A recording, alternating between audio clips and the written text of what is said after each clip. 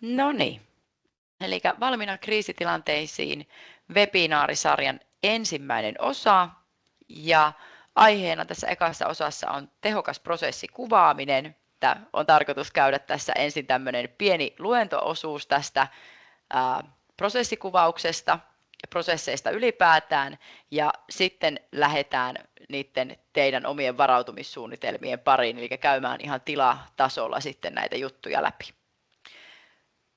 Eli mikä on prosessi? Prosessiahan nyt voisi kuvailla varmasti monellakin tapaa, mutta että tässä on nyt sitten minun ajatuksia hieman prosessista. Eli prosessi on ensinnäkin tämmöinen ketju. Ja ketjussahan tapahtuu asioita ennalta määritellysti.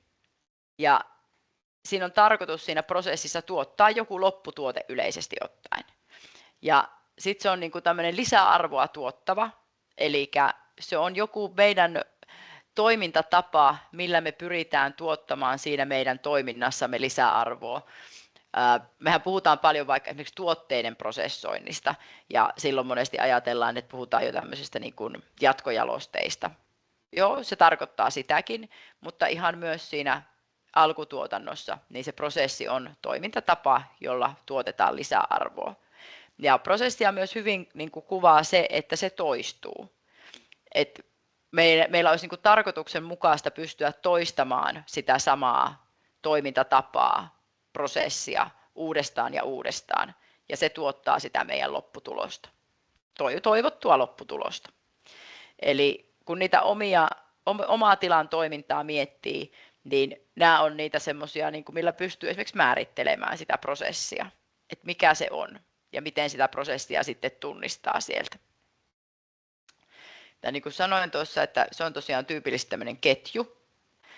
Mikään näistä ei ole täysin semmoinen 100%, että se on juuri näin. Mutta hyvin usein se on ketju, erilainen tapahtumasarja, jossa me tehdään tietyssä järjestyksessä asioita. Toistaa samaa sarjaa uudestaan ja uudestaan. Oli se sitten päivittäinen tai kuukausittainen tai vuosittainen. Mutta tietyt tapahtumat toistuu siinä meidän ketjussa sitten aina vaihe vaiheelta. Ja lopulta sitten se on yleisesti ottaen siellä se ketjun viimeinen vaihe, niin on se lopputuote tavalla tai toisella. No, tämähän se nyt sitten olisi varmaan se aika olennainen kysymys esittää itselle, että miksi näitä olisi tärkeää kuvata? Et eikö se riitä, että homma toimii ja sitä osaa tehdä? Vähän niin kuin prosessihan on ihmiselläkin, että aamulla nousen ylös ja harjaan hampaat ja keitän kahvia ja syön aamupuuron. Kyllä sen osaa tehdä. No kuitenkin se prosessien kuvaaminen auttaa monesti niin kuin kehittämään sitä sillä tavalla, että kun sen niin kuin kirjoittaa auki, niin sen jälkeen pystyy niin kuin paremmin määrittelemään niitä kehityskohteita. Että mikä siinä prosessissa on kenties sellainen vaihe, osa, joka ei ole ehkä niin selkeä tai mistä tunnistaa semmoisia tilanteita, että yleisesti ottaen kun me jotain tehdään, niin tässä kohtaa ne ongelmat muuten tulee esille. Eli kun sitä prosessia kuvaa, niin sieltä pystyy paremmin määrittelemään, että tämä aiheuttaa ongelmia. Tämä kohta meillä toimii hyvin, mutta tässä tökkää. Tämä takkuaa. Monesti me puheessa puhutaan, että se on niin vaikea se joku juttu ja puhutaan niin kuin isommasta kokonaisuudesta, mutta loppujen lopuksi me saatetaan pystyä tunnistamaan semmoisia niin kuin pieniä pullonkauloja siitä omasta prosessista. Eli näin pystytään sitten kehittämään sitä omaa prosessia. Riskien hallinta on erittäin niin kuin merkittävässä roolissa tässä prosessikuvauksessa ja tähän edetään sitten niissä seuraavissa webinaarin osissa. Eli kun me tunnistetaan se prosessi ja kuvataan se prosessi vaihe vaiheelta, niin sitten me pystytään myös hyvin selkeästi kuvaamaan sinne niitä riskejä, mitkä liittyy mihinkin prosessiosaan ja miten me pystytään niitä hallitsemaan. On paljon helpompi, kun se on jaettu osiin, niin löytää sitten sieltä ne kyseistä osaa koskevat riskit ja sitten niille riskeille ne hallintatoimenpiteet. Ja kyllä mä sanoisin, että toi viimeinen eli kyseenalaistaminen niin on semmoinen aika olennainen juttu myös siellä. Että me totutaan tekemään asioita aina tietyllä tavalla ja me tehdään sitä samaa, koska me ollaan totuttu tekemään se niin. Niin sitten sellainen tilanne, että me ruvetaan kuvaamaan sitä meidän omaa tekemistä, niin voi joskus saada meidät itsemmekin kyseenalaistamaan, että miksi me näin tehdään. Tai sitten sellainen tilanne, että jos te saatte tähän kuvaamiseen useampia henkilöitä mukaan, tai esimerkiksi just niin, että siellä on joku vähän tuoreemmilla silmillä tulossa mukaan siihen toimintaan, niin hän pystyykin hyvin esittämään ehkä sellaisia kysymyksiä, että mutta miksi tämä tehdään näin? Eikö sitä voisi tehdä näin? Ja monesti on totta kai se, että siinä on hyvä peruste, miksi joku asia tehdään tietyllä tavalla. Mutta sieltä voi löytyä myös sit niitä kohtia, mistä huomataan, että me vaan jostain syystä tehdään näin, ja tälle voisi olla parempikin toimintatapa. Eli tämä on mun mielestä tässä prosessin kuvaamisessa nämä 3 ainakin semmoisia niin tärkeitä juttuja, ja mitä siitä saa. Varmasti voi saada paljon muutakin, mutta muutamia tähän nyt nostettu. Ja kun me lähdetään sitä prosessikuvausta tekemään, niin kyllä kannattaisi miettiä sitä, että mitä sillä halutaan. Et jos ei ole tavallaan mitään semmoista ajatusta, että miksi sitä prosessia kuvaa, niin kuin moni muukin juttu silloin, että jos me ei itse löydetä siihen semmoista motivaatiota, että miksi me tehdään, niin sitten se jää vähän irralliseksi, eikä ehkä kunnolla tule siihen meidän niin kuin toimintaan liittymään se prosessikuvaus. Saatikka, että niitä tulisi päivitettyä, että se olisi koko ajan semmoista ajantasasta.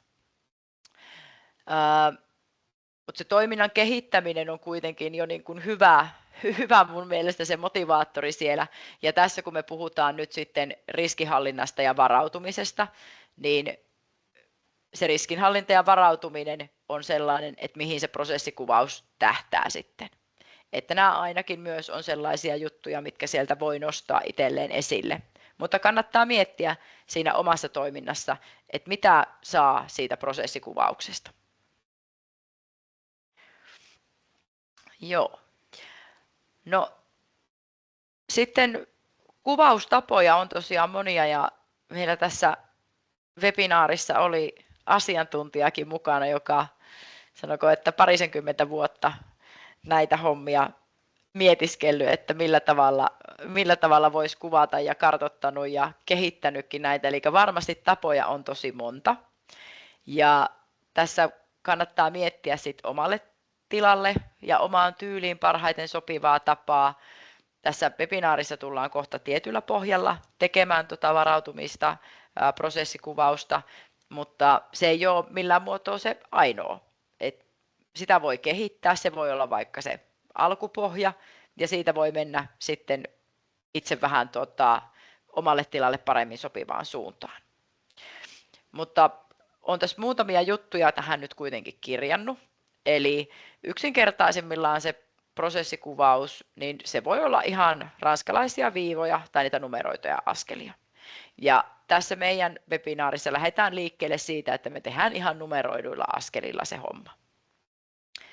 Sitten visuaalisuushan on semmoinen kiva keino, se monesti niin kuin tekee asioista helpommin hahmotettavia ja niitä on niin kuin kiva esittää esimerkiksi toiselle henkilölle myös, että jos on vaikka työntekijöitä siellä tilalla, niin visuaalisuus voi olla tosi kiva keino siinä ja monesti niin kuin työohjeissa ja tämmöisissä, niin se tekee siitä semmoista niin kuin helposti sisäistettävää. Sanoisin, että yleensä kannattaa ensin kirjoittamalla, numeroimalla miettiä se prosessi ja ne vaiheet ja sitten lähteä sitä visuaalisuutta rakentamaan siihen päälle.